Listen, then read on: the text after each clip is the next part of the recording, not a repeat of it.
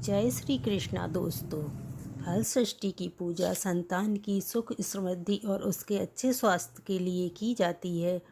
सुहागिन महिलाएं अपने सुहाग के लिए ललई छठ या हरछठ की पूजा करती हैं। कुंवारी कन्याएं भी ललई छठ का व्रत अच्छा पति पाने के लिए कर सकती हैं। हरछठ के दिन श्री कृष्ण के बड़े भाई बलराम जी का जन्म हुआ था, इसलिए हरछठ को बलराम जयंती के रूप में भी मनाया जाता है। सबसे पहले हम चौक फूट कर गेहूँ रख कर फिर उसके ऊपर चौकी रख लेंगे और लाल या पीला वस्त्र बिछा लेंगे और फिर हरछठ माता और गौरी गणेश की स्थापना करेंगे। यदि आपके पास शंकर पार्वती जी की तस्वीर हो तो वह भी आप रख सकते हैं। पूजन सामग्री में हमने रोली, चंदन, पसई के चावल, दूध, घी 7 प्रकार के अनाज, 7 दौने लिए हैं। वैसे तो आप सब जानते हैं, पर मैं आपकी जानकारी के लिए बता दूं कि आज के दिन गाय के दूध का उपयोग या गाय के दूध से बने घी का उपयोग या दही का उपयोग नहीं किया जाता। आज के दिन भैंस के दूध और भैंस के दूध से बने घी या दही का ही उपयोग किया। दोस्तों, आप पसाई धान के चावल की खीर बनाकर भी उसका भोग लगा सकते हैं। हरछठ व्रत में हमें हल जोता कुछ भी नहीं खाना हो। हरछठ व्रत में आप भैंस के दूध दही का सेवन कर सकते हैं। आप सिंगाड़े और मखाने का सेवन भी कर सकते हैं, क्योंकि सिंगाड़े या मखाने जो होते हैं वो खेत में हल जोत कर नहीं उगाए जाते या तालाब या नदी के किनारे लगते हैं। सभी सामग्री को शुद्ध जल या गंगा जल छिड़क कर शुद्ध कर लेंगे। फिर हम पूजा विधि शुरू करेंगे।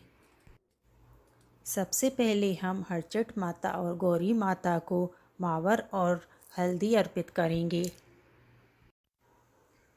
अब पहले हम गौरी और गणेश का पूजन करेंगे। दुर्वा से जल छिड़क कर स्नान कराएंगे और फिर हल्दी, चंदन, रोली, चावल आदि से पूजन करेंगे। बेलपत्र हो आपके पास तो आप बेलपत्र चढ़ा सकते हैं। गौरी और गणेश जी को पुष्प चढ़ाएं, धूप दीप दिखाएं। अब हम हरछठ माता की पूजा करेंगे। हरछठ माता को रोली, चंदन आदि लगाकर फिर हम पुष्प चढ़ाएंगे और आपके पास जो भी सुहाग सामग्री है वह आप हरछठ माता और गौरी माता को अर्पित कीजिए। दोस्तों, कभी कभी ऐसा होता है कि हम कुछ पूजन सामग्री चढ़ाना भूल जाते हैं, तो ऐसे में कोई बात नहीं है, आप उसे जब आपको याद आए चढ़ा सकते हैं। इसका कोई पाप नहीं लगता। हरछठ माता सब माफ़ कर देती हैं। आपके पास जो भी ऋतु फल या मौसमी फल हों आप वह पूजा में ले सकते हैं। गौरी, गणेश और हरछठ माता को फूल अर्पित कीजिए। सुहाग सामग्री और मौसमी फल चढ़ाने के बाद हम हरछठ माता को राखी चढ़ाएंगे। अब हम हरछठ माता को राखी चढ़ाएंगे। रक्षाबंधन अभी अभी गया दोस्तों, तो आप हरछठ माता को राखी चढ़ाना ना भूलें। दोस्तों, यह व्रत हम अपने बच्चों और परिवार की खुशहाली एवं समृद्धि के लिए करते हैं। यदि आपके पास बच्चों के खिलौने वगैरह हो तो वह भी आप पूजन स्थान पर रख सकते हैं। वैसे तो इस व्रत में शक्कर का प्रयोग नहीं किया जा सकता, पर आजकल कुछ लोग आजकल के हिसाब से शक्कर का प्रयोग करने लगे हैं। यदि आप शक्कर नहीं खाते तो मीठे के लिए खारक का प्रयोग कर सकते हैं। पसाई धान के चावल बनाकर दूध डालकर उसमें खारक डालकर मीठा बना सकते हैं। सारी पूजन सामग्री चढ़ाने के बाद अब हम पलास के पत्ते या महुआ के पत्ते के बने दौने लेंगे और उसमें 7 प्रकार का अनाज भरेंगे और फिर हरछठ माता को और गौरी माता को अर्पित करेंगे। इस तरह दौने भरकर हरछठ माता को अर्पित करेंगे। होम लगाने के लिए आप कपूर या उपले का उपयोग कर सकते हैं। यहाँ मैं गोबर से बने उपले का प्रयोग कर रही हूँ। इसके बाद आप गौरी गणेश के नाम की आहुति दीजिए, फिर हरछठ माता के नाम की आहुति दीजिए। 7 प्रकार के अनाज में आप दही मिलाकर उसका भोग लगाइए। दही या फिर आप पसाई धान के चावल की खीर मिलाकर भी उसका भोग लगा सकते हैं। गौरी गणेश और हरचट माता को अर्पित कीजिए। अब हम व्रत की कथा पढ़ते हैं। हरचट व्रत कथा। भाद्रपद की कृष्ण पक्ष की छठी को श्री कृष्ण के बड़े भाई बलराम जी का जन्म हुआ था। कुछ लोग माता सीता का जन्म दिवस इसी विधि को मानते हैं। बलराम जी का प्रधान शस्त्र हल तथा मूसल है, इसलिए उन्हें हलधर भी कहते हैं। उन्हीं के नाम पर इस पर्व का नाम हल षष्ठी पड़ा। हमारे देश के पूर्वी जिले में इसे ललाई छठ भी कहते हैं। इस दिन महुए की दातून करने का विधान है। इस व्रत में हल द्वारा जुता हुआ फल तथा अन्न का प्रयोग वर्जित है। इस दिन गाय का दूध का प्रयोग भी वर्जित है। भैंस का दूध व दही प्रयोग किया जाता है।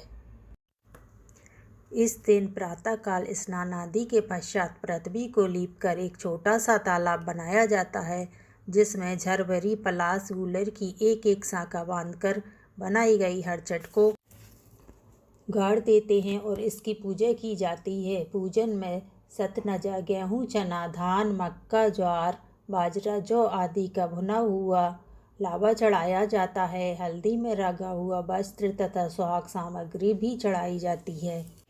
पूजन के बाद निम्न मंत्र से प्रार्थना की जाती है।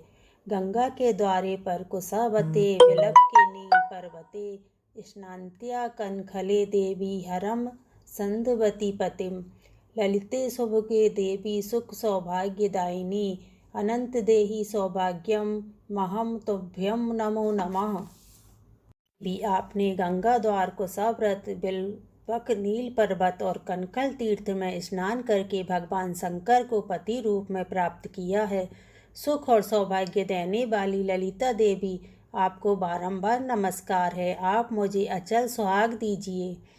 एक गर्भवती ग्वालिन के कथा इस प्रकार है। एक गर्भवती ग्वालिन के प्रसव का समय समीप था। उसे प्रसव पीड़ा होने लगी थी। उसका दही मक्खन बेचने के लिए रखा हुआ था। वह सोचने लगी, यदि बालक ने जन्म ले लिया तो दही मक्खन बिक नहीं पाएगा। यह सोचकर वह उठी और सिर पर दही मक्खन की मटकी रखकर बेचने चल दी। चलते चलते उसकी प्रसव पीड़ा बढ़ गई। वह झरबरे की झाड़ी की ओट में बैठ गई। उसने एक पुत्र को जन्म दिया। अल्लड़ ग्वालिन ने बालक को कपड़े में लपेटकर वहीं लिटा दिया और स्वयं मटकियाँ उठाकर आगे बढ़ गई। उस दिन हरचट थी, अथापि उसका दूध व मक्खन गाय भैंस का मिला जुला था, पर उसने बेचते समय यही बताया कि यह केवल भैंस का है, इसलिए उसका दूध दही बिक गया। जहाँ ग्वालिन ने बच्चे को छिपाया था, वहाँ एक किसान हल चला रहा था। उसके बैल बिदक कर खेत की मेड़ पर जा चढ़े। हल की नोक बच्चे के पेट से टकरा जाने से बच्चे का पेट फट गया। किसान ने तत्काल झरबरे की कांटों से बच्चे के पेट में टाँके लगाकर उसे वहीं पड़ा रहने दिया।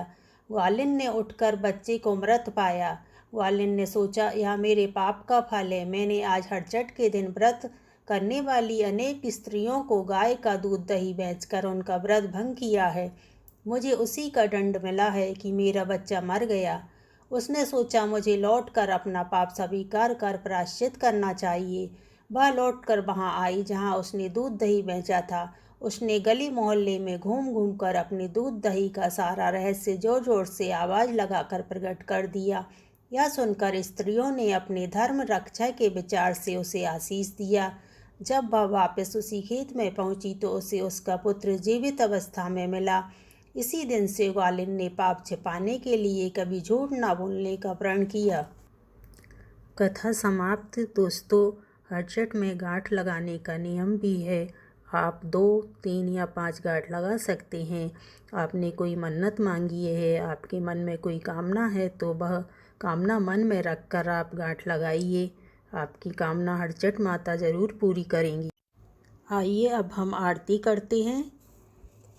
जय शिव ओमकारा स्वामी, जय शिव ओमकारा।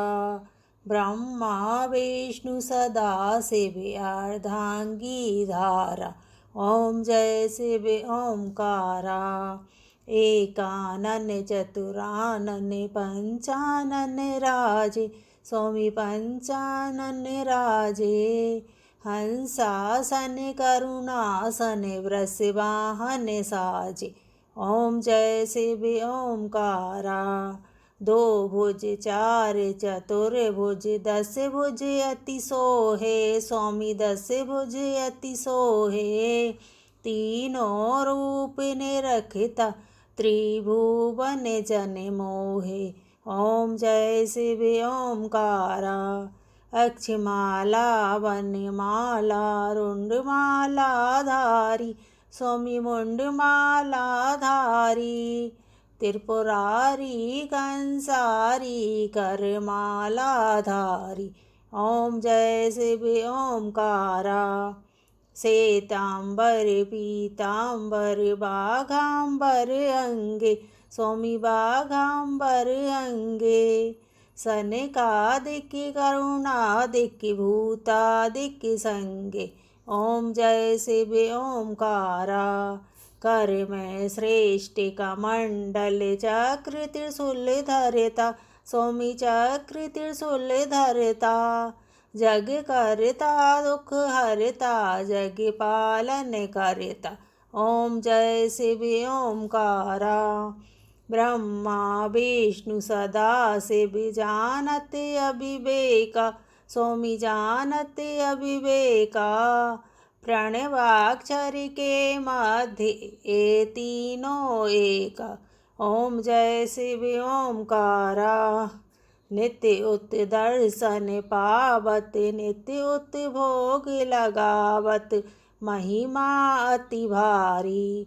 त्रिगुण शिव जी की आरती जो कोई नर गावे। कहत शिवानंद स्वामी मन वांछित फल पावे। ओम जय शिव ओमकारा।